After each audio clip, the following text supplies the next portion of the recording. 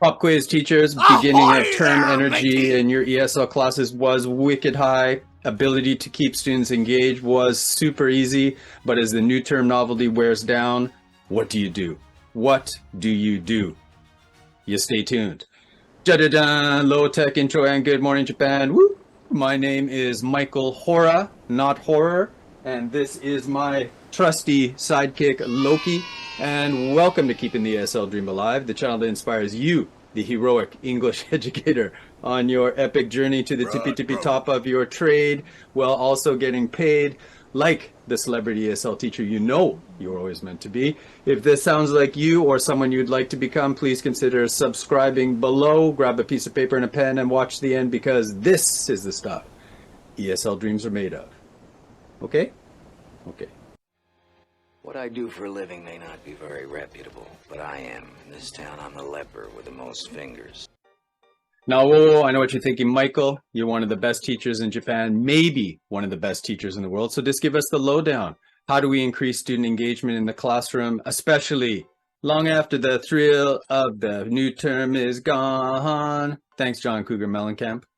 Well, I promise to tell you exactly how you can increase student engagement in your classes right after I tell you one short story. That song, John Cougar Mellencamp, was the first record I ever bought as a teenager, circa 1983, 1984. Maryville Mall, Nepean, Ontario, Canada. Little ditty about Jack and Diane. I can't sing. And after that, the reason I'm telling you is after that, there were two other albums I bought right after Boy George Culture Club. Oh, that's embarrassing. Two albums I bought right after that. Had me thinking about serendipity machines. The two albums I bought after that were, number one, The Exploited, Punk's Not Dead, Barmy Army, and GBH, City Baby, City Baby, City Baby, Attacked by Rats. Two seminal punk rock bands from the UK I bought as a teenager. Why am I telling you this? My band, Dead Trout, maybe I can find a picture, Dead Trout up here in the white wine sauce. We opened for GBH. It was a wicked show at a club called Zaphod Bibelbrox in Ottawa, downtown, I think, if I remember correctly. And if I remember correctly, also a bunch of neo-Nazi skinheads, much, much larger than us. We were like 14 skinny kids at the time, 100 pounds wet, showed up to our show because they did not like one of our songs that was making fun of them. It was called Fourth Reich Fools. And I remember playing bass on the stage, being really nervous, trying to look cool. One of the skinheads, very big, twice or three times the size of us, threw a baseball at my head. And I heard afterwards, I think it was the show, I heard afterwards someone say, "Wow, Mike, you look so cool the way you didn't even care as the baseball zoomed past your head. You just kept playing bass." But the reality was I'd only been playing bass for a few months, and I was so nervous about making a mistake. I was so concentrated looking at my frets, I didn't even notice. Good times. Another part to this story, serendipity, maybe 7 years ago, 8 years ago, I got a chance to see another band from the second album that I bought, The Exploited, in Tokyo at Moonstep, and got a chance to hang out and talk with the teacher. Why am I telling you this? Because these were some very serendipitous events that were put into motion by buying music as a young lad in Canada. So enough of me getting sidetracked and shamelessly name dropping. I promised you an answer how to get students motivated again in your classroom to keep the energy and the ESL dream alive. Let's get back to the show. Let's go, go, go, go, go, go. The way to increase student engagement is you teach like a pirate. No! A pirate, you say? No, not a person or a dog who robs ships adrift at sea. I'm talking about the pirate methodology laid out in the book by Dave Burgess, Teach Like a Pirate. In his book, Dave Burgess encourages teachers to be brave, to be fearless, to be adventurous, to work with a diverse crew of co-workers, to take your students into uncharted territories. Pirate stands for, let's see if I can remember, passion, immersion, rapport, ask and answer, PIRA, transformation, and enthusiasm. I'll go into a bit more detail on a future video. There's so much in this book to unpack, but I want to get to the bounty of this book, the X marks the spot treasure buried deep within the pages. I want to talk about hooks and how you can bring inspiration and passion and excitement to your classes. So what are hooks? Hooks are strategies or techniques that engage students, make an emotional connection with students, draw them into the lesson, and create excitement and chances for second language acquisition in our case.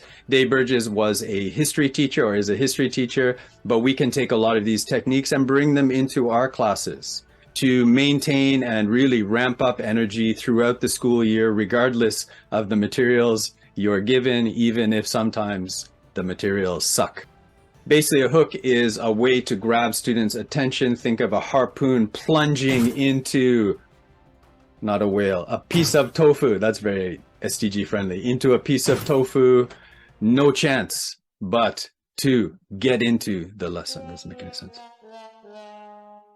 Hooks help you grab students' attention like a harpoon slamming into a piece of tofu. That's the power of a hook. So in this book, he gives us tons of hooks to energize, revolutionize your teaching and keep the spirit, the energy flowing in your classes. I'm going to pull a David Letterman and focus on a top 10, give you my top 10 list of hooks that I like from the book, and give you some examples of how I've used them before in my classes. Feel free to leave some comments in the comment section. Have you used similar hooks? What hooks would you like to try? And maybe if you have some critique of my hooks, feel free to leave comments. You're always welcome to talk back to the teacher on this channel. The graphics that I'll be using are free printable cards you can use to brainstorm, maybe in teacher training. They're available from drivelearning.org. I'll leave a link below. They're very cool, and it looks like there's tons of neat stuff that they're sharing on that site. Sharing is caring. All right, and at number 10, drum roll please. The number 10 hook is real world application. So using and showing students how what you're using in class can be used in the real world. So what I did at my medical university, these were graduate students, maybe base it on the age of your students. Maybe this is appropriate, not appropriate, always ask for permission. I went and got copies of the Metropolis magazine. I had 100 students, so I emailed the head of marketing for Metropolis. They were very nice and they sent me 100 copies. I think I paid 1,000 yen for shipping, and I used them in my classes as an authentic text. I use TBLT, task-based learning. My room is already sectioned into groups. Each group would be looking through their own personal magazine, and I had a ton of tasks that I did over 2 days. I did this with several different classes.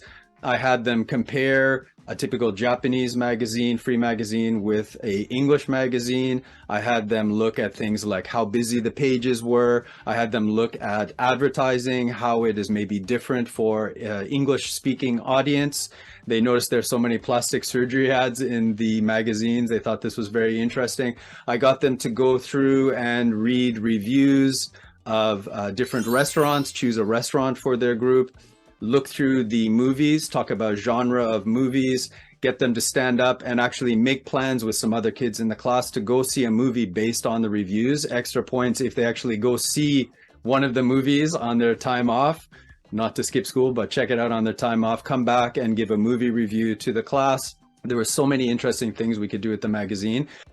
And number 9 is the physical hook, the prop. So you can use any kind of prop to make a point, to use as a metaphor. I like to use a slinky at times. People are wondering if you're just going to play with it. You can say at the beginning of a program, think of this program as your journey to speaking great English. Think of it as a journey from where you are now to where you want to be. You're going to spiral up your skills, and it is our job to make that journey faster by shrinking the journey, giving you some techniques and some strategies to make your language even better. So remember the power of the slinky. And number 8 is the Mozart Hook.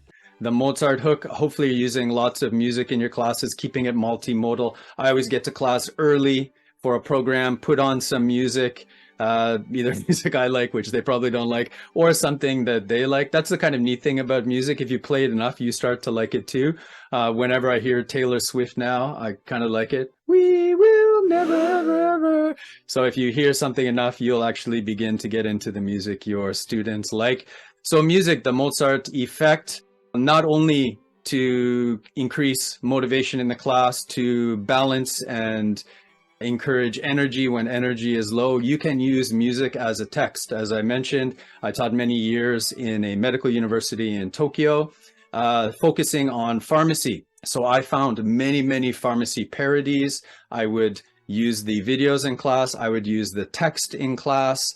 And a lot of the songs were so cool. These are made by university students, probably the same age as the kids I was teaching.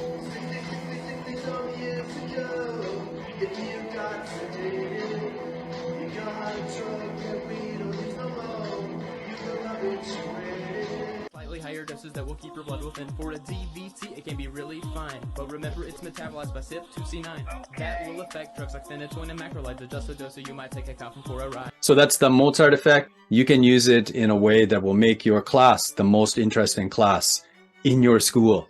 Maybe the most interesting class in the world. Alrighty, and number 7 is the kinesthetic effect, or also called I like to move it, move it.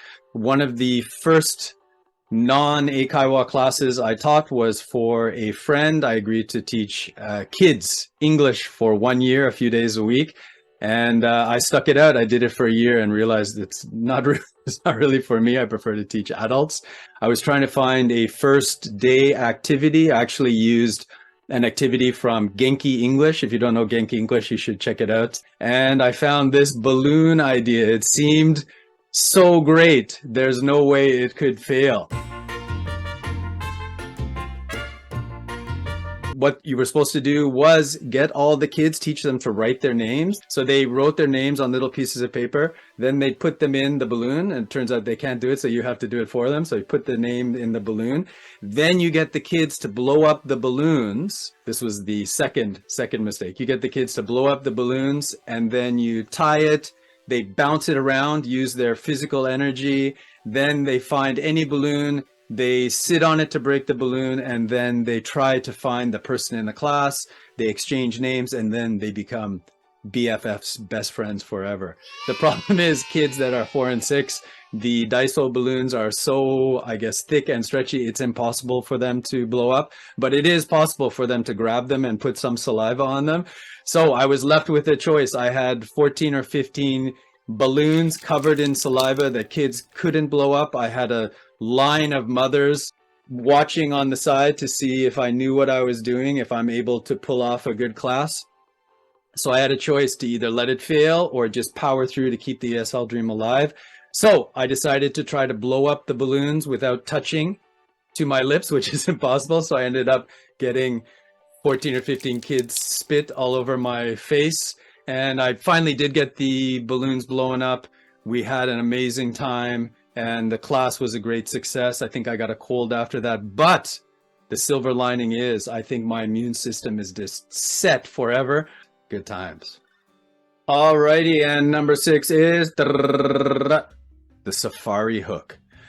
Burgess asks you to ask yourself better questions. You can always think about a lesson. You should be asking yourself, where is the best location I can be teaching this lesson? So this is one thing that I always do on programs. I'm lucky enough to be traveling all over Japan, doing different programs near oceans, near lakes, in the mountains, in different cool locations. And more often than not, we're in these cool locations, but we just stay in the classroom. So I always ask, first day, how can I get the students out of the classroom? So I'll give you some examples. Practicing final speeches. Instead of practicing in your classroom, you could be down at the beach, looking out over a lake or the ocean, having the kids scream at the top of their lungs. One time I was at a place in, I think it's Kobe, Shiawase no Mora, maybe. And yeah, we were allowed to go outside. We went to this really cool park. Kids would get up on the jungle gym and shout their speeches really loud. And it's like a neurological association. If you practice in that kind of fun environment, can you imagine when they're giving their final speeches? They will not be shy. They will not be nervous. They will be so excited, remembering how they rehearsed these things. That is the ticket. So if you can, use the Safari Hook. Okay, at number 5, we have the student-directed hook, talking about student autonomy to get them in control of their learning. So the way my terms worked at my university, we had 10 units that we would cover over the term. Just before exams, there was supposed to be a review. I think the idea was that the teacher was supposed to just go over everything. Instead, I would tell the students early in their groups, they would choose 2 units, so 5 groups times 2 is 10 units covering everything. And within that group, they had to cover all the materials in any way they wanted to help the other students, so they would not have to actually study much at all. And I would give this as 10% of their final mark. Not only did the students start doing much better in the exams, but the materials they taught, they just got 100% on the exam, because it's like this, maybe I'll put up here, the learning pyramid we learn about in Teachers College, or you've probably seen. That's probably not actually true. If you Google the source, you can't find it. But anyway, it's a good metaphor. If you can teach something, you will actually remember it. This is a great way. Get students involved in their education. All right, and at number 4, we have the contest hook. Often you have some activity or exercise that you have. If there's a reason and an outcome expected, everyone will have more buy-in. So one example is first day of class, or at any point, stand up, have kids ask each other questions. It could be about their hobbies. It could be about something amazing in their lives. And each student has one job only: to interview, to get lots of details. And then at the end, they have to write on a piece of paper and vote who is the most interesting person they met in this activity. What is the most interesting answer they found in this activity? You can do this right before lunchtime. Get everyone to hand it in during lunch. You can tally it, and then you can give the results. There's some purpose for them asking each other questions. Then you can do like a top 3. Someone read 100 books last year. Wow, that's so cool. Someone has 13 cats. Oh, that's crazy. I often teach very large programs with ATs. So each AT will be with one group of students. And one of the first activities or exercises is to ask them questions. Okay, that's kind of interesting, but there's no reason. You don't really have to be involved. You could play on your phone as a student. You don't really need to be involved. What I like to do is turn it into a task. Show them Time Magazine Person of the Year. Give an example of this amazing assistant teacher. She wants to go to Mars. She has 15 dogs. She speaks 5 languages. She knows karate, jiu-jitsu. She can program so many computer languages. She's so amazing. She should be Person of the Year. So you give the students 5 or 6 minutes to go through and find out really interesting details about them.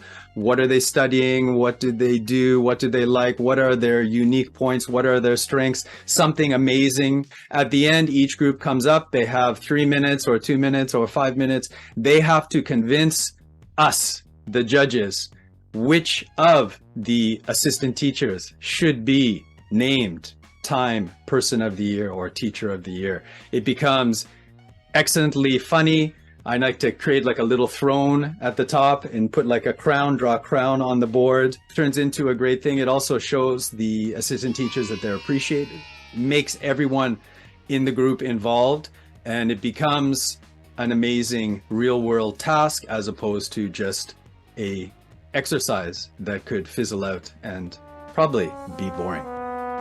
And at number 3, we have the Picasso Hook. Woo!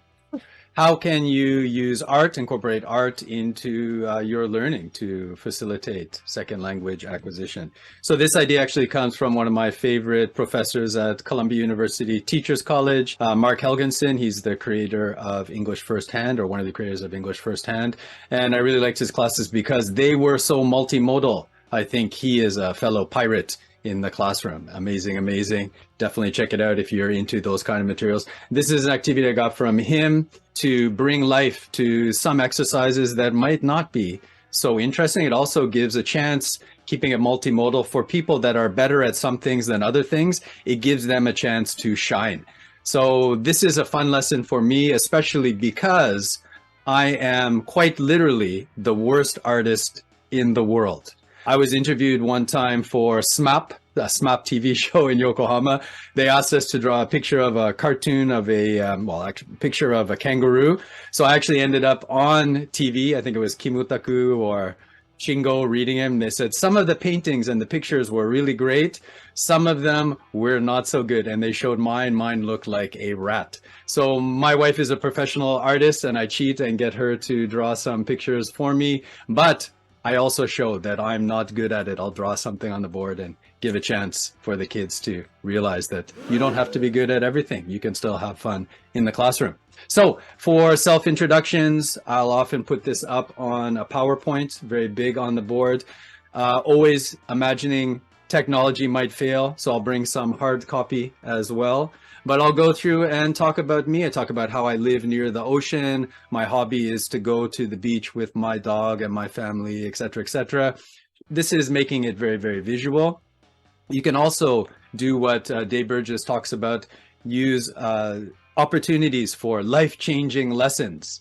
So I talk about, for example, I'm in my 50s now, but when I was in my early 40s, I guess, I decided I wanted to start surfing. Everyone told me, Michael, you're too old. Don't do it. You're going to get eaten by a shark. Oh, that's a different story. I have some shark stories someday, I'll tell you. But I just ignored them. I did it anyway. The very first day I could stand up. I'll never be a great surfer, probably. That's not my intention. But when I do surf, I have a lot of fun. For me, that is success. That's my life-changing lesson. Also, you can give some techniques for studying. I love listening to audiobooks. You can talk about shadowing. You can talk about those kind of things as hobbies. I can talk about when I was younger, their age, I was a bicycle messenger. I still like to cycle around. I like to travel. I've taught programs all over Japan, and I've taught in China and different places. This is not an eraser. This is not a toolbox. This is tofu. So I never eat meat. I stopped eating meat when I was 14 years old. And that is all I will say about that subject. I never talk about politics in class. I don't give my political opinion. If anything, I play devil's advocate. So I love animal rights, but I'm not going to force that on my students. And I would suggest as ESL teachers, this could be controversial, but I would suggest you teach kids how to think, not what to think. You can also use them. Get the kids to actually draw their own pictures, throw some music on, get them to draw 2 or 3 things about themselves or 2 or 3 things they love about Japan or their hometown. Get them to stand up, put on the board, who, what, why, where, when, how. Get them to show their pictures and other person will ask them questions. So to keep the conversation going. This is a very valuable skill. If you've ever been to a restaurant on Valentine's Day, you can see couples sitting there, even in their own language, they're not able to have a conversation. They're just looking at their smartphones. You can give students this real life skill that they can have a conversation, not only in English, but probably the skill of having a conversation in their own language as well. All right. And number 2 is swimming with the shark. So more sharks, swimming with the shark hook. So Burgess in his book talks about different kinds of teachers. There is the lifeguard teacher and there is the swimming instructor teacher. The lifeguard teacher is the teacher that gives directions and then sits back and is very, very separate from the classroom. They are what you would call the sage on stage instead of the guide on the side. The swimming instructor teacher, which you want to be, is the person that actually gets in the classroom. Maybe you're giving some instructions, then you're actually in. You're guiding, you're giving examples, you're interacting with students, you're developing rapport. These kind of things will maintain energy in the classroom. And of course, they will let you avoid many conflicts that you will have throughout your program because you'll be able to win over the problem students. I was one of those problem students, so I know. So there are many ways you can accomplish this to be the swimming instructor instead of the lifeguard separated off to the side teacher. One thing I like to do on a 3-day program, a 5-day program where I'm meeting students for the first time, I'll actually put up on the PowerPoint saying that I'll be available either for my whole lunch or part of my lunch break. I will sit in the corner, read a book. I'll be there with chairs set up. One by one or in groups. I can answer any questions they have about learning English. I'm a language learning expert. It can be questions, it can be just conversation, anything is okay. But this is a way not only to give some extra value, if you want to become a more valuable teacher, give some extra value to the students, but it also creates rapport, as we mentioned before, with students. and you avoid so many of the problems you might have with students that maybe are not so interested in the class. You find out what makes them excited. You can use that as part of your class. So this is a strong recommend to swim with the sharks. All right, and at number 1 is the student hobby hook or the opportunistic hook. I'm combining these two. Hopefully I got them right. So I saved these for the top pick because if you have a chance to do this formally with a survey, I'll give you a class survey that I use. But if you can find out needs analysis of the students, you can use things to your advantage to inform your decisions. For example, selection of music. And I think the more we can do things like that, the better we can make our class, the more tailored we can make our class to our students. By using creative and relevant hooks, teachers can capture student attention, increase motivation, and of course, facilitate second language acquisition. How cool is that? So final thoughts, just like Jerry Springer, I was actually going to do a completely different theme this week, but a few days ago, I found this book by chance, read it, and became so excited. I wanted to actually teach the material before all of the things I learned in the book were lost, like in Blade Runner, in like teardrops in rain. So I'd like to say this was by chance, but actually this was not by chance at all that I found this book. If you haven't watched my video on serendipity machines, my first ever video 3 weeks ago, serendipity machines are systems that you set up to create chance encounters. So because I started a new YouTube channel with no subscriptions to other YouTubers, naturally YouTube recommends videos to me based on the titles in the videos I'm posting. So I'm getting tons of recommendations for channels about education. There are absolutely no French bulldog skateboarding videos in my feed at all. Not always about English education. Dave Burgess was a history teacher, if I'm correct. But all of these ideas cross-pollinate. It was very serendipitous for me to find the book, and I'm very glad to have read it. So Burgess has 2 questions he asks in the book I'd like you to ask yourself. Number 1, if students didn't have to be there, would you be teaching to an empty class? Number 2, do you have any classes, programs, seminars? Is your teaching style the sort of thing, Loki's barking, that students would stand in line or rather look online to buy tickets to, like they would a K-pop performance? If you're not happy with those 2 answers, I would suggest doing a deep dive into hooks and seeing how you can use them to your advantage, to your students' advantage, to maintain energy throughout the term in your classes. Burgess really drives home the point that it's not possible to fake passion, or at least not fake it for a long time.